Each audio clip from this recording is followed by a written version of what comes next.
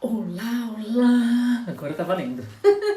Hoje à tarde eu comecei a fazer uma bagunça aqui nas lives, porque eu tava testando uma ferramenta nova. Ah, Simone, querida!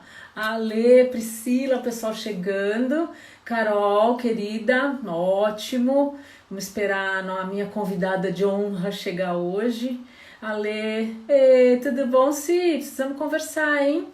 Flávia, oi, Fernanda, tudo bom? Carlão, que legal, olha o pessoal chegando, que maravilha. Nós vamos receber uma pessoa, obrigada, querida, para você também, flores para você.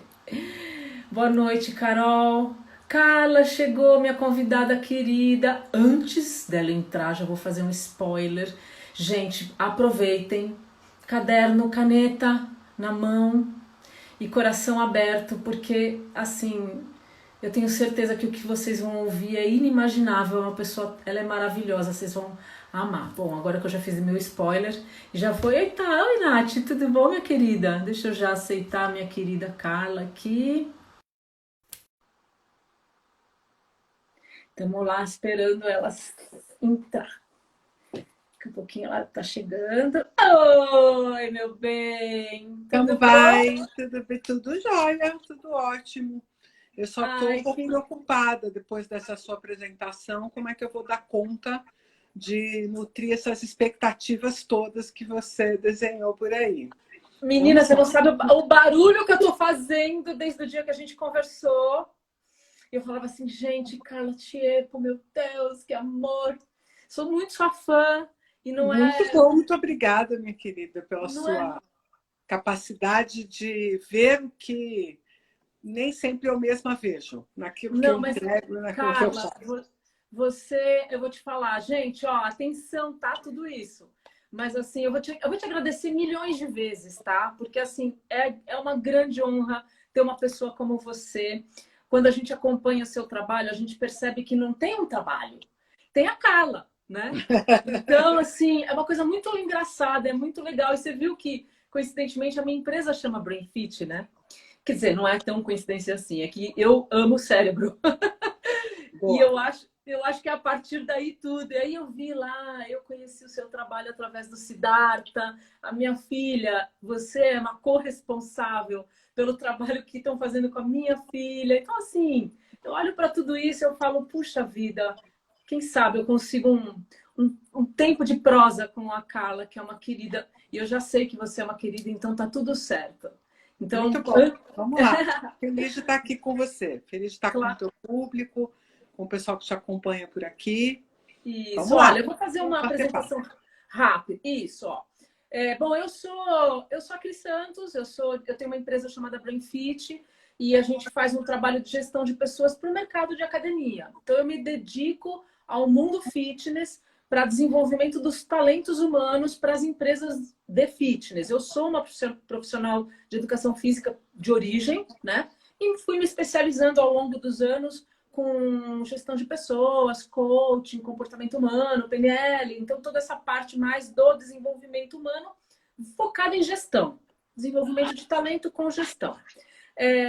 Isso é uma coisa que para o mercado de academia é um gargalo, eu sinto isso, então eu resolvi abraçar a causa, sendo eu do mercado de academia, de fitness e tal, tá bom? Então eu tenho meu público aqui, mas eu acredito que deve ter gente sua, porque eu fui fazendo uns barulhos, fui marcando, falei, gente, vocês têm que vir, que quanto mais gente, mais quente, né? Na minha Com opinião. certeza, com certeza. E aí é o seguinte, gente, olha, antes da Carla começar a falar, porque eu não quero interrompê-la, eu quero que vocês, assim, se vocês estiverem gostando, vai dando aqueles coraçõezinhos. Aí, se vocês quiserem, Nani entrou aqui, a Nani é minha convidada de amanhã. Se vocês quiserem indicar essa nossa conversa, tem um aviãozinho do lado das caixinhas, da caixa de pergunta. Perguntas. Pô, eu sugiro que vocês prestem atenção e a gente vai conversar, porque é um papo gostoso, amoroso, mas falando sobre cérebro, sobre comportamento das pessoas, o que envolve, como que a gente administra muitas coisas aí. Se atenham a isso, caso vocês tenham alguma dúvida muito específica, vocês me mandem, que depois eu dou um jeito, eu peço para Carla, ou eu mesma ajudo, enfim. A live fica gravada, na minha bio, no IGTV, mas depois eu subo para o YouTube, compartilho com a Carla. Olha, gente, é um monte de... Problema não vai ter de comunicação, não se preocupe, porque eu tenho certeza que a Carla é disponível e eu sou super disponível para ajudar vocês nessa ponte aí também. Quero dar só um beijo para uma pessoa ilustre que acabou de entrar, que é minha mãe, Dona Neuza. Dona Neuza, querida. E eu falei para ela, mãe, aproveita, venha assistir a Carla, porque essa mulher é maravilhosa. É boa. Você até tá trazendo até a mãe, é porque tá confiando mesmo. Porque a gente não leva a mãe não é muito. Cara. Não, ela é uma querida. Olha ela aí, ó, dando os coraçõezinhos. Carla, bom, antes da gente começar com as perguntas, eu queria. Você está em casa, sinta-se super à vontade para contar um pouco de você. A nossa história aqui, claro, a gente quer te ouvir, porque a gente é leigo do que você domina, mas a gente quer a pessoa da Carla, sabe? A minha característica nas minhas lives, ela tem esse cunho humano.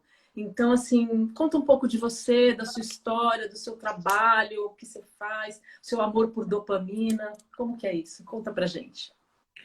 Bom, Cris, primeiro, antes de mais nada, super obrigado pela oportunidade de estar aqui com você, de estar com o seu público, com pessoas que têm interesse específico, né?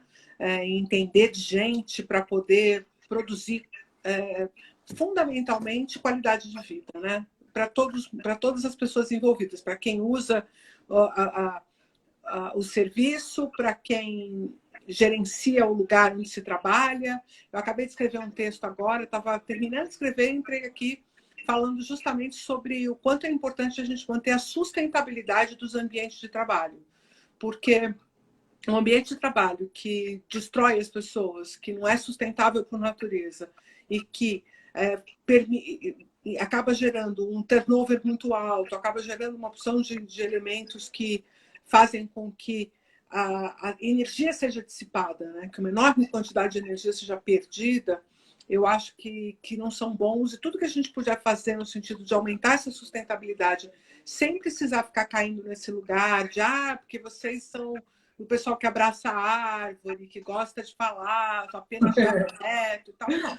Nós somos gente da produtividade também, eu sou empresária também. Eu sei que se no final do mês não bater a conta lá, não tem jogo, né? Estamos ferrados. Uhum. Então, é um jogo complexo, mas que requer fundamentalmente que a gente pense no ser humano como centro dessa questão. Então, para falar disso, você pode me chamar a qualquer hora, que eu sempre estou muito disponível para isso. Quem sou eu? Eu sou veterinária de formação.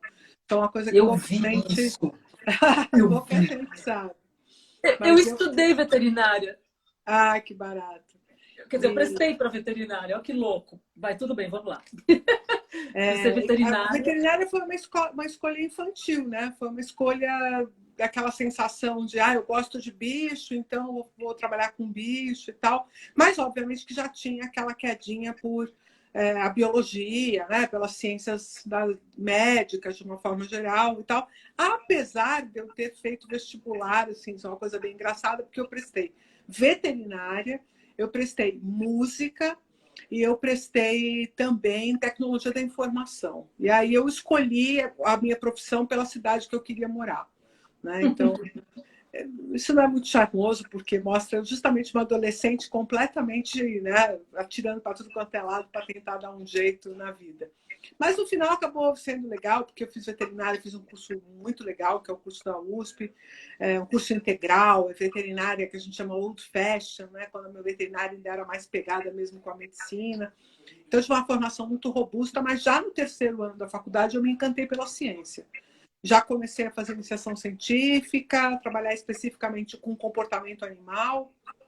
Nessa iniciação científica, eu conheci o amor da minha vida, que é a dopamina. E daí para frente eu comecei a estudar esse sistema e entender muitas coisas relativas a ele, né? Basicamente, o sistema dopaminérgico é o sistema central do comportamento, é o sistema central da tomada de decisão, é o sistema central da motivação. Então, se você consegue dissecar a forma como ele funciona, você passa a entender muita coisa sobre o ser humano.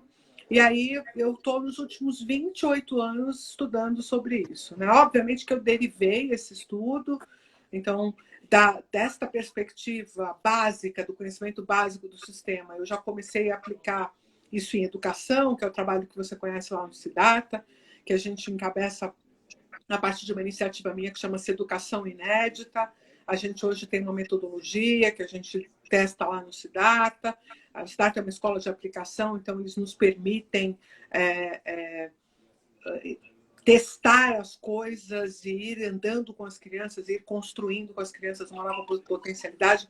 É incrível o trabalho que a gente faz lá, mas a gente também está em outras escolas, tem alguns programas que são mais específicos de socioemocional, algumas outras coisas que são metodologia até de alfabetização, né?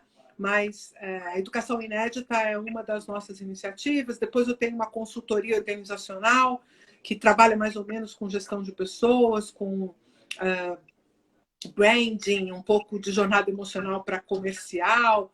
Eu faço tudo que a neurociência pode fazer dentro de uma organização, a gente entrega também. Tenho a honra de trabalhar com clientes incríveis, que são muito relevantes e que me ajudam a aprender muito sobre tudo isso. Daí a gente tem uma empresa de cursos, que é o Instituto Conectomos, que tem uma perspectiva de integrar a neurociência com ciências humanas e falar do valor do estudo do cérebro para desenvolvimento do potencial humano. Tem uma editora, que é a editora que publica os livros do Instituto Conectomos, né, dessa iniciativa, e tem a Design Myself também. A Design Myself é uma empresa que fala fundamentalmente de design para autoconhecimento. Então, essa camiseta, por exemplo, é da Design Myself. Ai, Né? que legal! Maravilha! Eu desenho a mim mesmo, e essa ideia de você usar produtos que inspirem o individual autoconhecimento. Então, é uma brincadeira, mas tem umas canecas, tem umas camisetas, tem umas almofadas. E aí, com isso, a gente brinca de falar de conhecimento neurocientífico através de uma forma mais leve. A ideia sempre é essa. É pegar a aridez da neurociência e aplicá-la no cotidiano para melhorar a qualidade de vida de todos nós. A neurociência é muito potente em relação a isso, sabe, Cris? E aí, eu já vou aproveitar e deixar já uma primeira informação que eu acho que é muito relevante. As pessoas me perguntam muito por que a neurociência, do nada, né, começou a aparecer neurocientista de tudo quanto é poro, e brotou nas redes sociais, e agora a neurociência em tudo e tal. É porque a neurociência é filha da tecnologia. Nós passamos, pelo menos, bem conhecidos, 2000 anos investigando sobre a natureza humana. Desde a filosofia grega, desde Platão, desde Aristóteles, isso era o tema central. A gente pode falar em 2.300, 2.400 anos investigando sobre a natureza humana. E o sistema mais importante sobre tudo isso, que é o cérebro, que é o sistema nervoso, ele trabalha sobre bases, que é a energia química, a energia elétrica, o processamento de dados, que só foi conhecido do ser humano no século XX. Então, nós passamos pelo menos 2.200 anos investigando alguma coisa que a gente não conhecia a natureza. Quando Freud, quando Jung já tinham avançado na psicanálise, eles estavam estudando sobre uma matéria, sobre uma natureza que eles não conheciam. Eles tinham apenas uma vaga ideia de como aquilo podia estar acontecendo. Tinham boas teorias a respeito de como aquilo estava acontecendo, mas só nos anos 30, 40 do século passado que a gente começou a vislumbrar o que aquilo realmente era. E só na virada do século agora, usando ressonância magnética, usando imagens, que a gente realmente pôde começar a compreender o processamento cerebral. Então, a neurociência brota pelos poros do mundo porque ela é uma ciência nova, porque ela é uma ciência completamente filha da tecnologia. Antes da tecnologia, o que nós sabíamos, e eu vivi isso, sabe? Eu tenho a honra de ser uma mulher de 50 anos. Então, eu tenho quase 30 anos de estudo em neurociência. E eu, quando comecei a estudar neurociência, a gente não tinha a menor ideia do que a gente sabe hoje. O salto quali, o salto quanti de conhecimento foi assustador. E eu tive a honra de viver todo esse processo sentado na janela, né? Assistindo, muitas vezes sendo protagonista, inclusive, da produção desse conhecimento e da distribuição desse conhecimento, especialmente aqui no Brasil. Então, nos últimos 10 anos, eu tenho um trabalho robusto de divulgação científica nessa área, de aplicação de neurociência nesses principais problemas que a neurociência pode endereçar.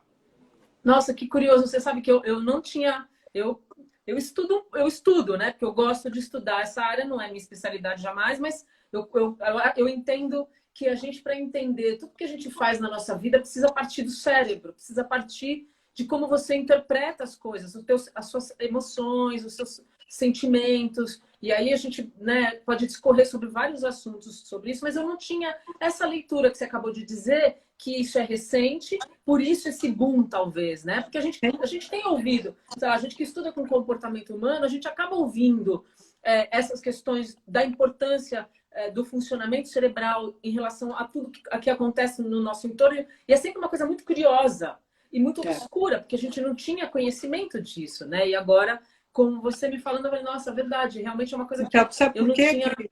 A gente não tem essa noção, não tem esse recorte, porque sempre existiu a neurologia, ou sempre Ah, existiu a programação neurolinguística. E as sim, pessoas acham que é tudo a mesma coisa, e não é. não é. É comum as pessoas me dizerem assim: nossa, eu conheci um neurocirurgião. Aí eu fui perguntar para ele sobre o cérebro e ele não sabia responder. Ele deve ser um péssimo profissional. Veja, um neurocirurgião sabe operar cérebros. Um neurologista sabe diagnosticar doenças do cérebro. Quem sabe como o cérebro funciona é o neurocientista. E veja, cada neurocientista, a depender especialmente da sua formação, pode conhecer um pedaço da história. Óbvio, os macacos velhos, como eu, como o Siddhartha, como o Roberto Lente, como a Suzana Herculano, toda a galera de 50 por aí, né? 50 a mais, tem muito mais robustez em relação ao sistema nervoso como um todo.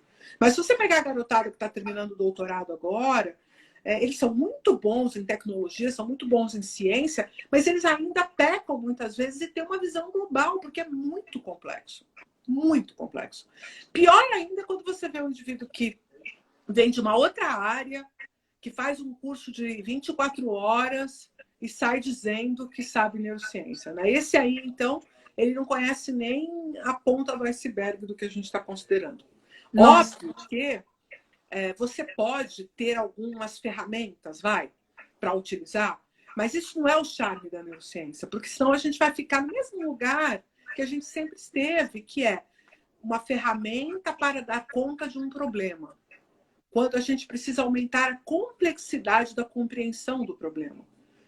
Quando, se você diz que o indivíduo vai se motivar porque você vai aumentar o salário dele, e aí depois você percebe que isso não é bem verdade, você vai dizer assim, não, mas esse cara que não aceita a motivação. Não, é porque você não tem a mais mínima ideia de como funciona o sistema motivacional.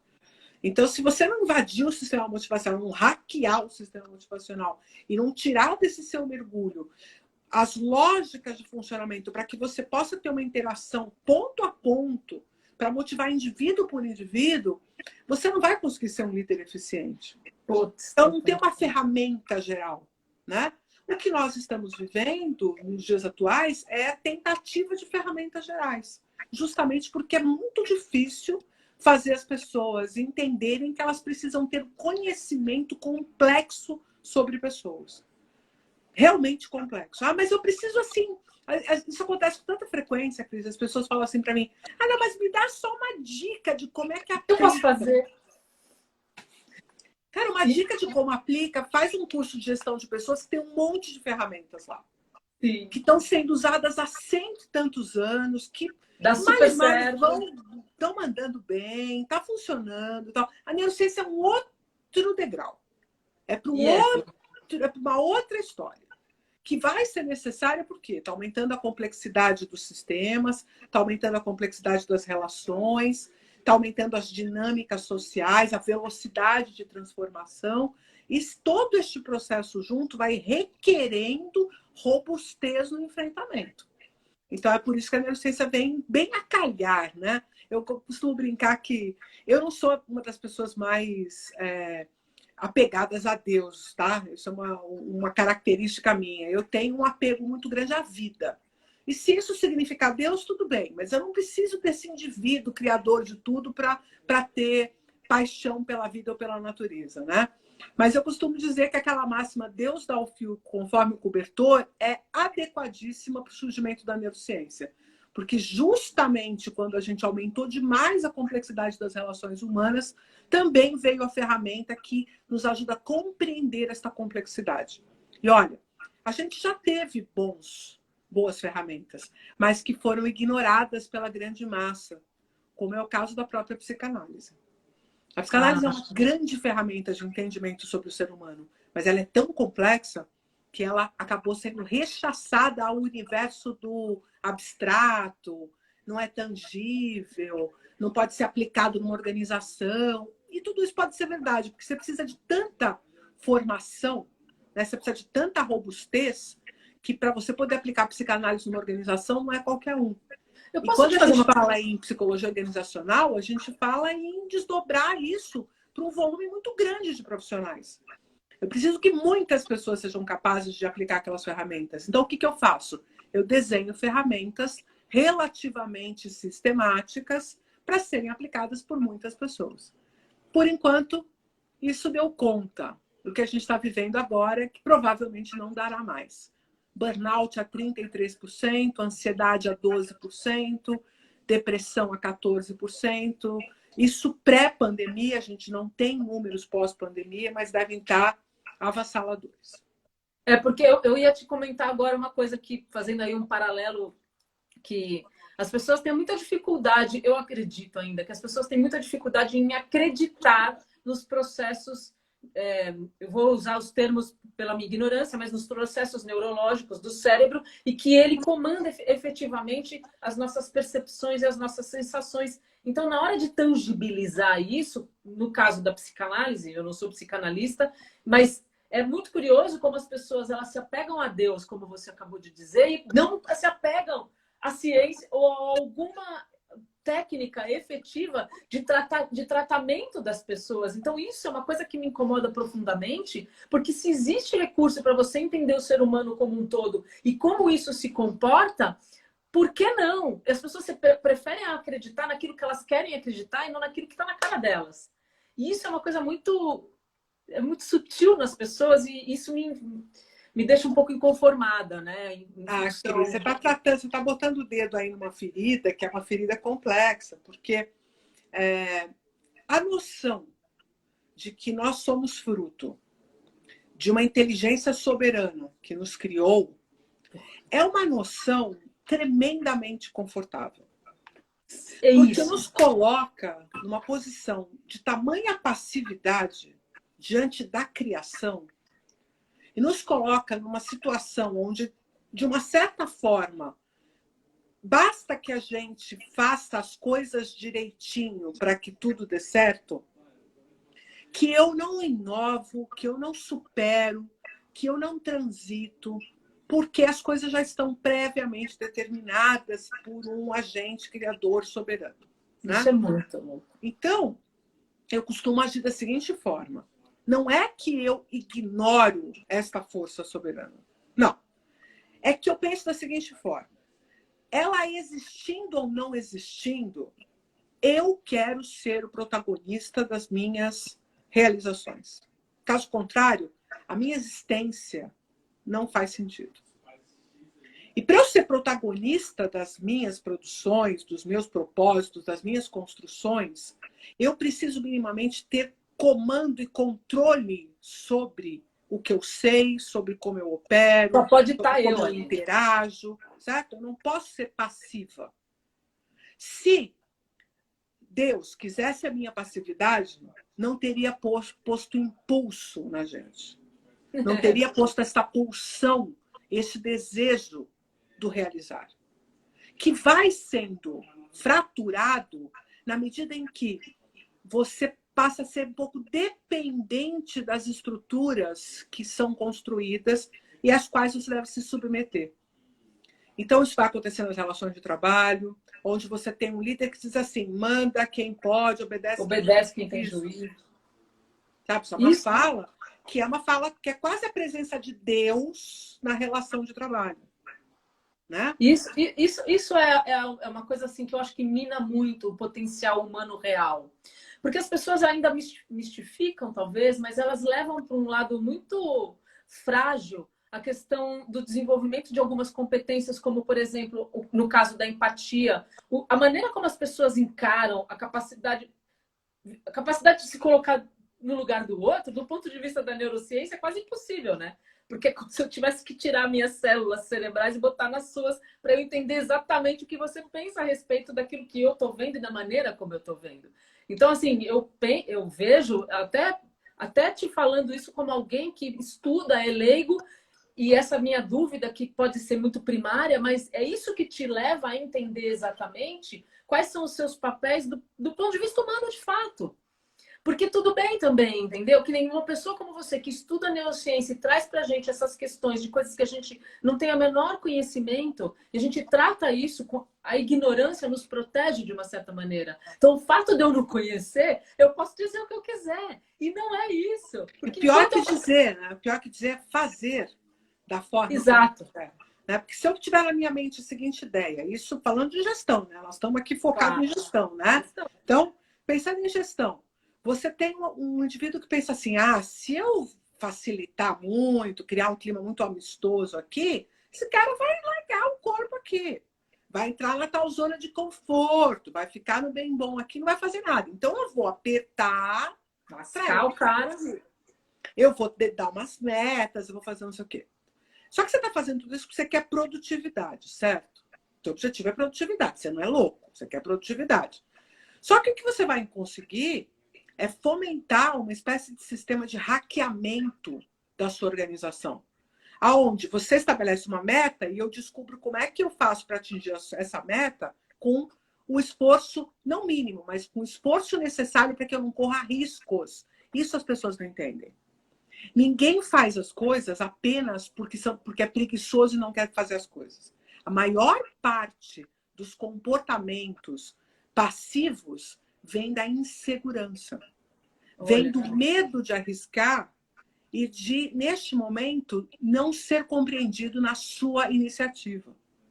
De você propor a alguém uma mudança, e a pessoa fala assim para você, você não entendeu nada, ou você não sabe nada disso daqui que a gente está fazendo, ou você está querendo ensinar o Pai Nosso para o vigário, quando, na verdade, você só queria entender melhor, quando você só queria discutir melhor aquilo. Então, para você não correr esse risco, dada a insegurança que o ambiente tem, você se recolhe. O que é para eu fazer? Eu preciso atender 50 telefonemas, eu vou atender 50 telefonemas. Eu preciso marcar 20 aulas, eu vou marcar 20 aulas. A qualidade dessa aula, isso está na métrica? Em algum lugar tem a qualidade da aula? Aí o cara fala, não, tá aqui a qualidade da aula, vai ter um reconhecimento do seu aluno. Aí você chega para o seu aluno e fala assim, velho, quebra a minha, põe lá uma avaliação legal na aula. No olha, você sabe que... Né? E aí eu vou hackeando o sistema. Vem a regra, o vírus e o antivírus, o vírus e o antivírus, o vírus e o antivírus. E fica uma estrutura super complexa, lotada de métricas, toda arranjada, para o indivíduo conseguir galgar aquilo lá para conseguir uma promoção. Ele tem que fazer ginástica, estressa, não entrega valor, porque eu não estou focada no que importa, certo? E a organização como um todo passa a ser doente. E é isso que a gente está construindo com essas relações de controle, métrica, vamos fazer, porque a gente tem medo que as pessoas sejam preguiçosas.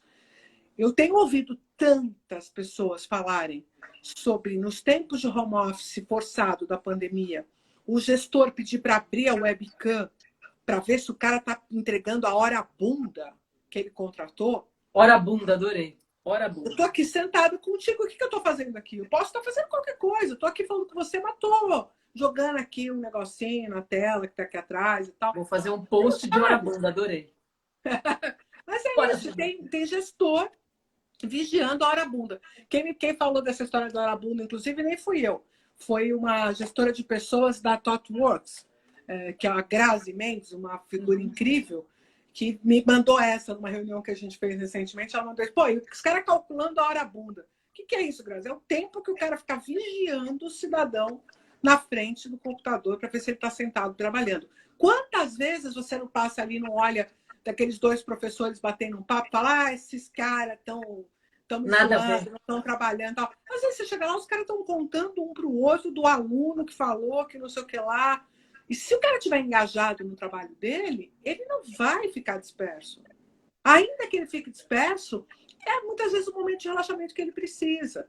E nada disso vai garantir produtividade se você não considerar que o que importa é você fazer a construção, a percepção dele, do nível de complexidade da sua organização, dos jogos, da experiência do usuário.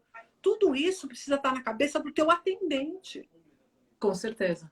Enquanto você acha que esse cara não precisa entender do teu negócio, o que mais precisa entender do teu negócio é o cara que está na linha de frente. É o cara da linha de frente, não tenha dúvida. E muitas vezes você economiza no treinamento dele para investir no treinamento do seu líder, e o seu líder não faz o desdobramento adequado para a equipe dele.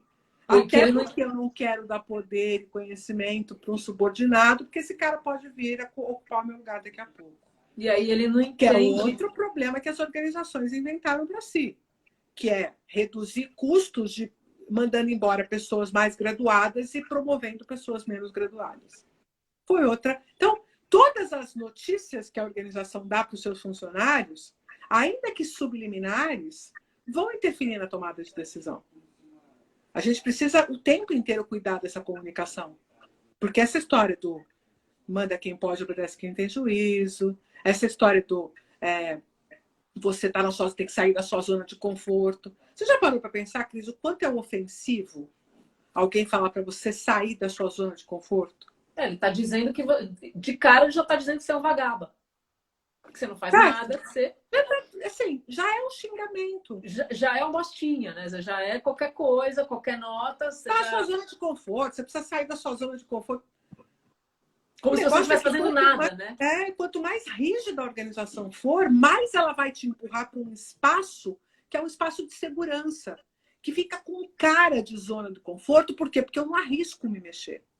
Eu não posso arriscar me mexer, né? Porque se eu arriscar me mexer, eu corro o risco de sair do quadrado e chamar atenção sobre mim. Não posso chamar atenção sobre mim, porque, entendeu? O Carla, você sabe que eu queria te fazer uma pergunta? A gente já passou de 30 minutos, então assim, eu preciso dar um olhar aqui. Vai embora. Eu sabia, né? Falei, bom, esse papo aqui tem que ser um papo maior, mas beleza. Olha, você sabe que quando começou a pandemia, e é uma curiosidade pessoal, inclusive, quando começou a pandemia, a galera começou a entrar numas assim, puta, tô de férias, né? Tô de férias, então beleza, vou ter tempo para fazer as coisas que eu não tinha tempo quando eu trabalhava, né? Vou trabalhar da minha casa e o pessoal acha, desculpa, erradamente, eu trabalho há 5 anos na minha casa, eu sou uma pessoa em isolamento social desde que eu nasci. Então, para mim, tá tudo certo. Eu não tenho problema nenhum com isso. Eu continuo eu gosto tanto de trabalhar que meu escritório é na minha casa. Há muitos anos.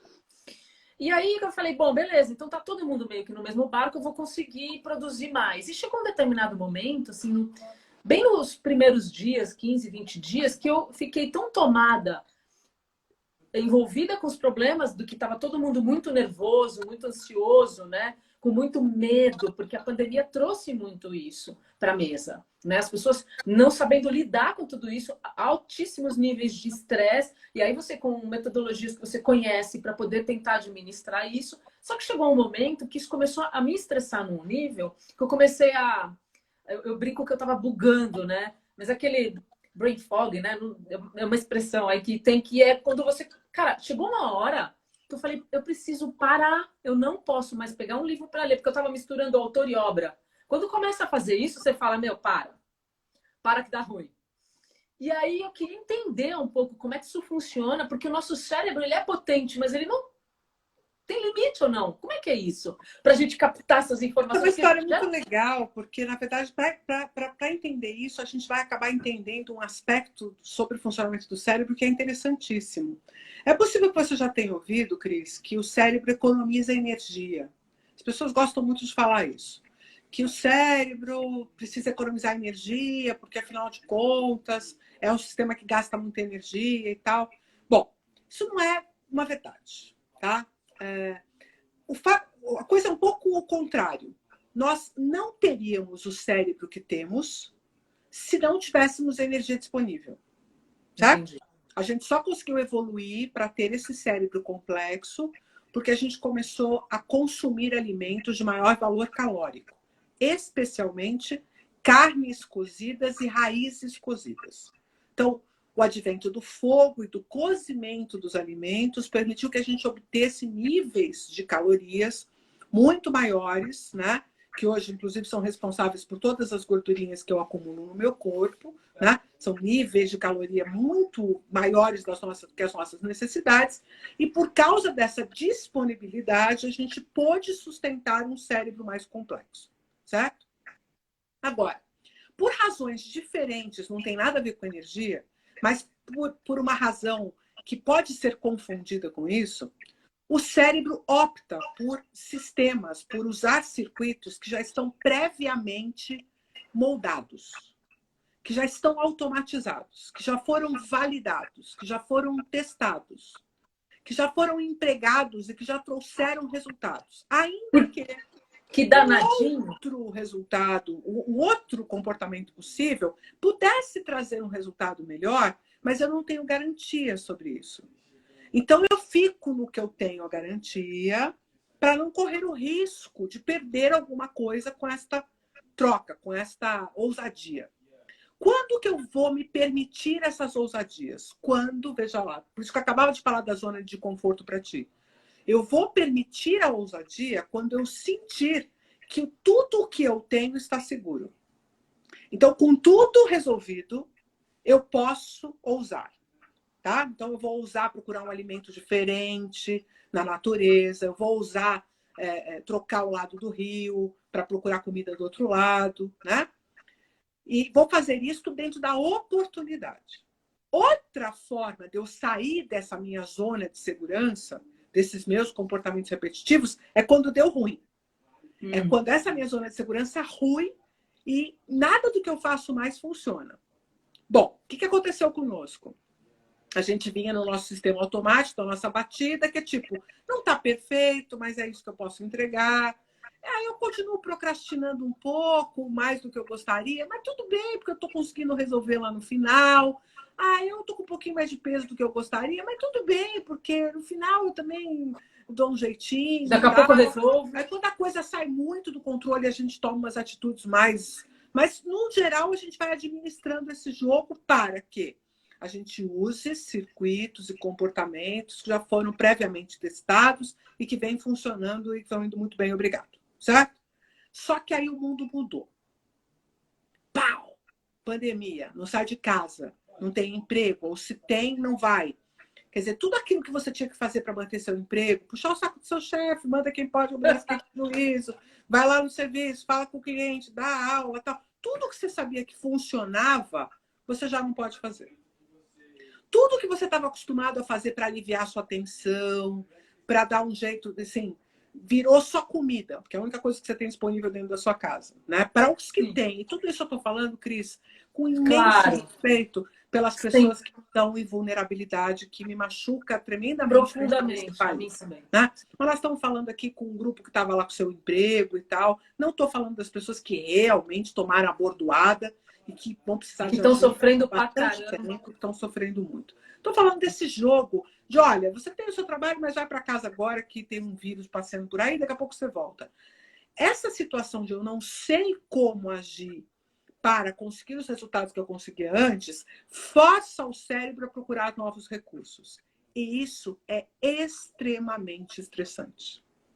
É essa necessidade de construir novos comportamentos, novos hábitos, novas rotinas, que gera uma demanda muito alta de circuitos específicos do córtex pré-frontal, de regiões de memória de trabalho, regiões específicas para que você consiga construir essa nova lógica. Né? Então, o cérebro consegue mudar, mas ele não gosta.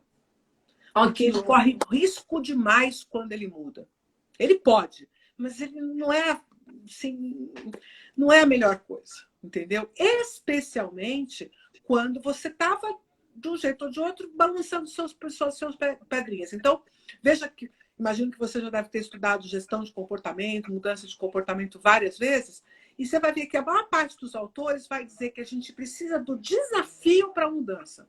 que a gente precisa ser colocado num lugar onde, de uma certa forma, a gente balance a nossa segurança. Daí, Então, levianamente, de falar zona de de conforto. conforto, isso. Quando isso chega nesse ponto, o cérebro diz assim, eu não queria, mas eu vou mudar.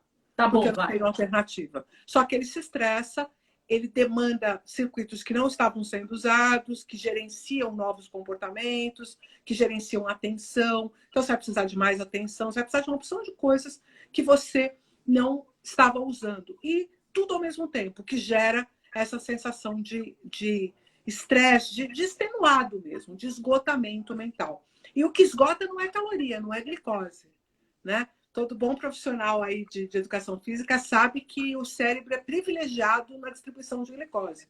Não tem necessidade de ter insulina para manter a glicemia cerebral, né? Não, verdade. A glicose cerebral é mantida em qualquer nível de demanda de jejum, de alimentação, de que a glicose permanece estável para poder suprir o cérebro, né? Ela é independente de insulina. Então, não falta energia para o cérebro, mas falta dopamina, falta noradrenalina, falta serotonina, que são substâncias químicas que, ao serem usadas, são recicladas, são quebradas, clivadas e precisam ser ressintetizadas. E aí, então, vai faltar neurotransmissor para manter a máquina funcionando. Né? E aí, a gente para tentar entender isso, uma das coisas que a gente pode fazer... Bom, no meu caso, eu parei e falei, bom, minimamente, tudo aquilo que a gente estuda tem que servir para alguma coisa. Eu parei um pouco e fui fazer mais atividade física, me alimentar melhor, dei um tempo. Então, agora com a sua fala, vou falar, bom, beleza, gatinho, entendi, você não tá afim, eu vou te levar para um lugar, você tem que vir comigo, eu vou te dar um tempo. Então, pô, fica tão mais fácil, mais gostoso, mais libertador a hora que você Mas entende. aí, Cris, eu vou precisar... Eu li um comentário aqui agora que eu vou precisar responder, porque claro, eu não posso de jeito nenhum que isso fique desta forma. Acho que foi a Adriana que falou assim, o cérebro é inteligente e preguiçoso. O cérebro não é nem inteligente, nem preguiçoso. Nem preguiçoso. Ele não é inteligente porque a inteligência é, na verdade, a função que o estrutura. Ele existe por causa da inteligência. Certo? Ó, que legal. O cérebro, ele usa a capacidade da inteligência para construir novos circuitos. Então, a inteligência é ele mesmo. Ele não pode ser adjetivado se ele é o substantivo em si, tá? E preguiçoso de jeito nenhum, porque ele é o órgão que trabalha o tempo inteiro. Todo mundo para dar um tempo. Até o pulmão, até a musculatura respiratória pode entrar em apneia durante o sono. Né? É um quadro patológico, mas pode acontecer. O coração pode diminuir os batimentos cardíacos, uma bradicardia bizarra. E o cérebro, até durante o sono, é ativado em níveis assustadores. Né? Tanto que ele vai gerar o consumo de 20% da energia total do cérebro. Então, se tem uma coisa que ele não é preguiçoso, o que ele tem é apego às soluções que já deram certo no passado. E eu não acho que isso é preguiça, acho que isso é inteligência. Inteligência. É verdade. Você sabe que eu acompanho muito de perto, né, o seu trabalho aqui no Siddhartha. Eu tive a oportunidade de, através das meninas, das professoras, eu fiz até um trabalho com eles em relação ao desenvolvimento deles, dos professores, sob o olhar da gestão das pessoas, gestão da educação, né, que é um projeto aí que eu tenho falado com a Cláudia bastante, né? E aí eu tive a oportunidade de conhecer os 3 níveis, as podas neurais, e que é muito legal esse trabalho de entender na infância, pré-adolescência, adolescência, como é que funcionam os funcionamentos do cérebro, para que a pessoa aproveite o cérebro da melhor maneira, de uma maneira mais eficiente, mais eficaz, e que isso realmente lhe sirva para o seu próprio desenvolvimento. Porque a gente tem muitos mitos, né? Muitas verdades absolutas que a gente se impõe por conta de falta de conhecimento, né? Da ignorância mesmo, né? Então, eu acho que isso é muito legal. Mas eu queria te mostrar um negócio antes de eu continuar com a fala, que é isso aqui. Olá, eu sou Cláudia Siqueira, sou diretora do Instituto Siddhartha e passei aqui para deixar um recado para Carla Tirpo. Carla, acredito que você tenha terminado aí a sua fala e todo mundo deve ter feito várias anotações, assim como eu, que toda vez que sento com você, estou com meu bloquinho do lado, porque você é muito querida, uma amiga inspiradora e alguém que definitivamente trouxe a pauta da neurociência para o nosso país. E não só na área de educação, que é a minha área especificamente, mas você conseguiu democratizar essa pauta tão relevante e importante, e a sua forma de tratar, os exemplos que você traz, a forma com que você se estica dentro dessa pauta, né? Então, falar de neurociência de uma forma acessível, acolhedora, trazendo exemplos do dia a dia para as pessoas, realmente é ser alguém que está num lugar e que esse lugar é o lugar de compartilhar. Eu acho que você é uma pessoa que sabe semear como poucos, né? E então, conheço sua trajetória, tenho a felicidade de ter você na nossa vida e na vida do Siddhartha. Não tem como não te ouvir e não se sensibilizar para tudo que você traz, e não tem como não parar de estudar diante do entusiasmo com que você traz essa discussão da neurociência para o cotidiano, para o dia a dia. Né? Super obrigada pelo seu trabalho, super obrigada pela nossa amizade, né? Que veio aí pela mão de vários amigos, entre elas a Camila Niemeyer. Mas, assim, parabéns, uma ótima semana, e fiquei super feliz desse encontro. Você, que é uma amiga querida, e a Cris, que é também uma amiga querida, duas mulheres fortes abrindo a semana. Que presente melhor todos nós poderíamos ter. Um beijo e boa semana para você. Muito querida, muito amada, muito querida. E é uma sumidade na educação desse país, né? Uma pessoa que é capaz de revolucionar por onde ela passa, que é muito inspiradora, que fez um trabalho no Siddhartha que é digno de ser transformado em muitos documentários para que as pessoas entendam que é possível fazer educação com qualidade, com respeito à criança, com respeito ao adolescente. Porque assim, Cris, tem uma coisa muito importante que a gente sempre, quando eu chego num lugar e falo que eu sou neurocientista, as pessoas já começam a pensar assim, e a memória, e o pensamento, e a inteligência, e a cognição, como se isso fosse a propriedade do cérebro.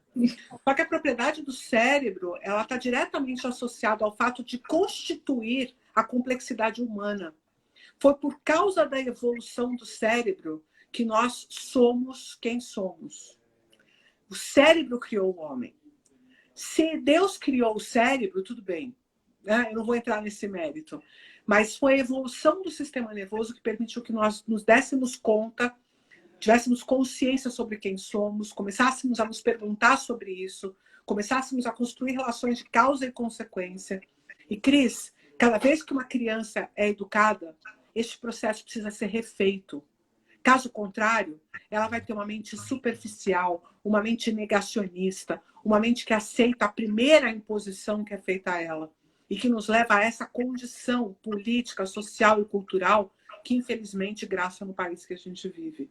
Esse país que a gente vive, ele é pautado por desigualdades tremendas. Sim. A ponto de você ter, numa mesma cidade, escolas públicas, onde as crianças só vão para se alimentar, porque são crianças que não têm comida. Então, enquanto a escola alimenta, está tudo bem, obrigado.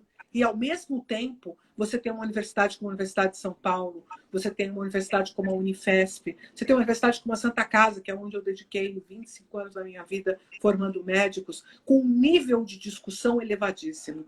Essa desigualdade é cruel, porque significa que nós temos o conhecimento, mas só não fazemos ele chegar em todos os lugares. Porque se nós não tivéssemos acesso ao conhecimento, estaria desculpado. Mas nós temos. Mas a gente tem. E por isso a gente não pode descansar enquanto todas as pessoas não tiverem acesso a tudo isso e não puderem se desenvolver. Daí, se ela não quer, se ela nega, você pode até falar em meritocracia, mas só depois disso você pode falar em meritocracia. Antes disso, a gente tem que trabalhar incansavelmente para ser democrático, para chegar cada uma dessas coisas para cada uma das crianças. Porque quando a gente começou a fazer isso, ainda que muito precariamente, nós tivemos uma enorme evolução das comunidades, das pessoas negras nas universidades, das pessoas pobres nas universidades, que revolucionaram os seus espaços de convivência. Tanto que hoje você tem movimentos sociais fortíssimos dentro das comunidades que são provocados por essas pessoas que conseguiram atingir excelência em educação. Então, a educação é um jeito de fazer com que o cérebro atinja o máximo da sua potência. Por isso, não é treinar simplesmente repetindo movimentos. Sim. Né? Como uma boa profissional de educação física, e todas as pessoas que te seguem aqui, você sabe que a hipertrofia é só uma das coisas. Né? Que nós precisamos ter agilidade, que nós precisamos ter resistência, que nós precisamos de muitos elementos funcionais para o corpo ser potente. O cérebro é mais ou menos isso. São muitas funções diferentes, atenção, memória de trabalho, resiliência emocional, flexibilidade, criatividade, que são mais importantes do que o conteúdo propriamente dito. O conteúdo é o meio através do qual a gente desenvolve pessoas. Ele não é o fim em si mesmo. Eu não preciso formar pessoas que saibam resolver uma equação de segundo grau pela equação de segundo grau, mas pela complexidade que uma equação de segundo grau empresta ao pensamento humano. Quando eu entendo o que é uma equação de segundo grau, do ponto de vista estrutural, por exemplo, é um x, que é uma variável que pode ter duas respostas ao mesmo tempo. Ele pode ser duas coisas ao mesmo tempo.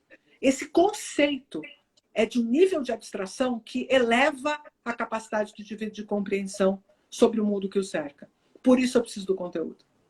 Por isso eu preciso, no ensino médio, discutir guerras e decisões e movimentos, porque eu preciso compreender onde chega a mente humana. E eu preciso passar por tudo isso para poder chegar a usufruir da qualidade da mente humana no máximo da sua potência, que é o que a gente vive no século XXI. Porque senão, Cris, nós vamos viver uma coisa muito grave, que é o Yuval Harari, né, que, o autor do livro Sapiens, do Homo Deus, 21 lições para o futuro, ele chama de uma legião de pessoas que vão ser simplesmente desnecessárias. Muito. Isso é muito cruel. Triste. Você pensar que você vai ter um grupo de pessoas que não vai poder fazer parte da sociedade porque simplesmente não tem nada a contribuir. Não, e aí eu quero saber quem paga a conta. E vão passar a ser, na verdade, dependentes do sistema. Quem paga a conta, sem dúvida. E, obviamente, que nessa dependência, o que a gente vai entregar? A gente vai entregar um pão por dia com um copo d'água, né?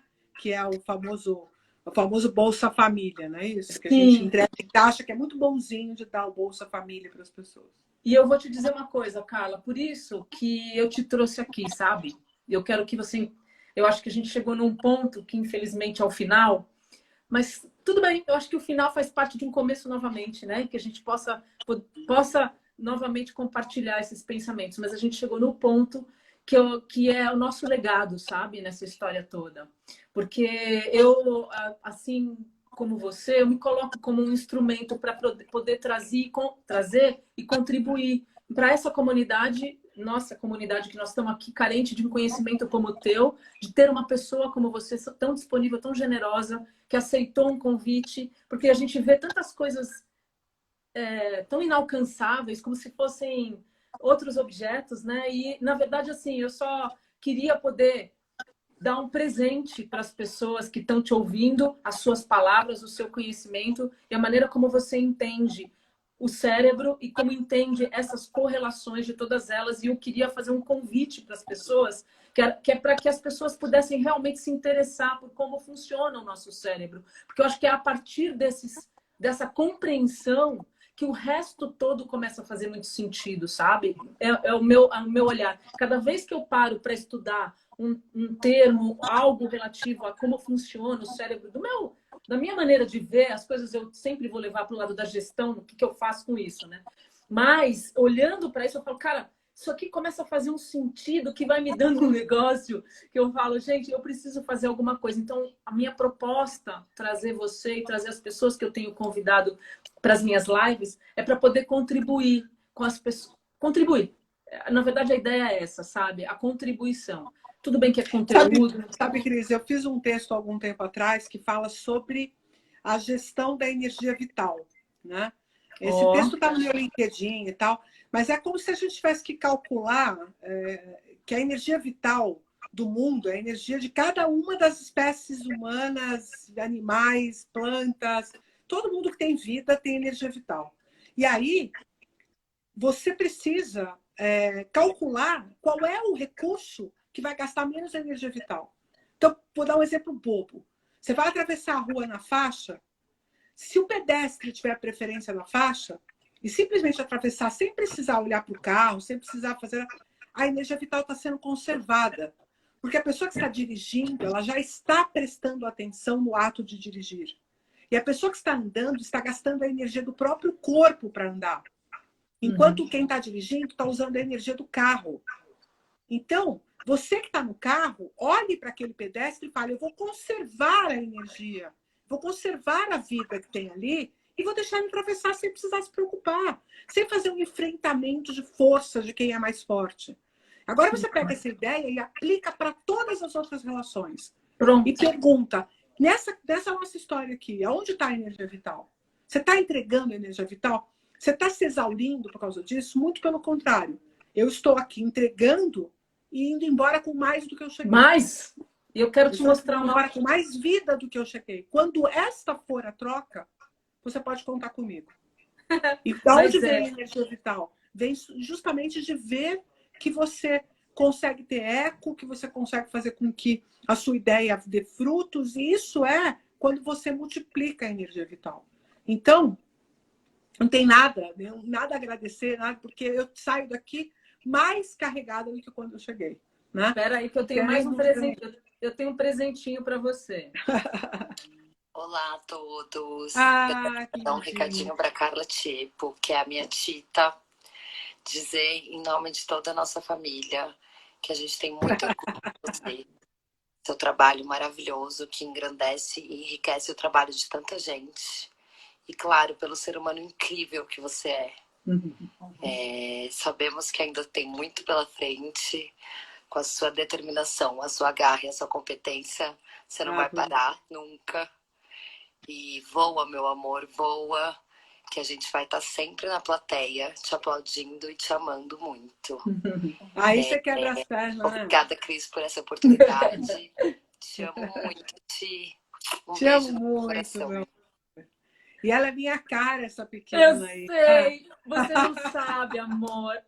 A gente está quase acabando, mas assim, é o mínimo que eu podia fazer para te retribuir a sua generosidade. Muito obrigada. Olha, eu tenho certeza que a gente plantou várias sementinhas aqui no coração das pessoas, na mente das pessoas, e que a gente aprenda muito cada uns com os outros, né?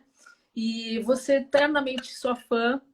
Quero te dizer também, que querida. Até por essa capacidade que você tem de ser humana e delicada desse jeito. Não, e assim, Só para esclarecer as pessoas, minha irmã tem 4 filhos, a minha irmã mais velha tem 4 filhos. A Yara é a terceira. E é a que saiu mais parecida comigo, assim, de fisionomia, de jeitinho e tal. Então a gente brinca que ela é minha filha, mas eu não podia assumir porque eu era muito criança, então minha irmã cuidou para mim. E os filhos da minha irmã são geniais, são pessoas incríveis. Então, não, ela é amiga, ela morou com uma sobrinha minha 1 ano, a Samantha Rosana, a Rosana é minha cunhada. Então, assim, eu fui atrás, aí eu falei assim, aí quando eu vi que ela te chamou de Tita num vídeo, num texto, eu peguei e falei, a minha sobrinha, que é a minha cara, que é da minha família, do meu lado, me chama de Titi. Eu falei, tem que ser a Yara. Aí eu fiquei atrás dela, stalkeando ela, onde é que ela estava, até que ela me recebeu. Carla, você é uma delícia. Muito obrigada. Obrigada, querida. Obrigada. Do meu coração. Você ajudou muita gente. Ajudou a mim muito, as pessoas. Gente, olha, Carla tá aqui, tem 1 minutinho. Se vocês quiserem, eu vi que tem um monte de perguntas, a gente não conseguiu responder, mas vai ficar salva a live, depois eu subo para o YouTube, eu vou marcar a Carla, tem o perfil dela aqui no Instagram, a gente está super disponível. É isso. Querida. Toda quarta-feira tem live minha, pode vir, todo mundo é convidado. Pronto. A gente está junto, né? Com certeza. Isso aí. Carla, um grande prazer ter você aqui comigo, um presente. Agora, olha só o que me espera. Opa! Show de bola! Vou tomar em sua homenagem. Tamo junto. Obrigada por tudo, viu, querida? Obrigada pelo carinho. Olha a Yarinha aí, coisa mais linda do mundo. Ela falou, eu vou assistir. Eu falei, mas você fica aí, não fala nada, espera eu falar. Bom, beijão para vocês aí de Piraju, meus amores. Amo vocês. Amo todo mundo. Muito obrigada, Carla. Obrigada, Fica com Deus. Um beijão. Tchau. Um abração. Tchau, tchau. Até. Outro.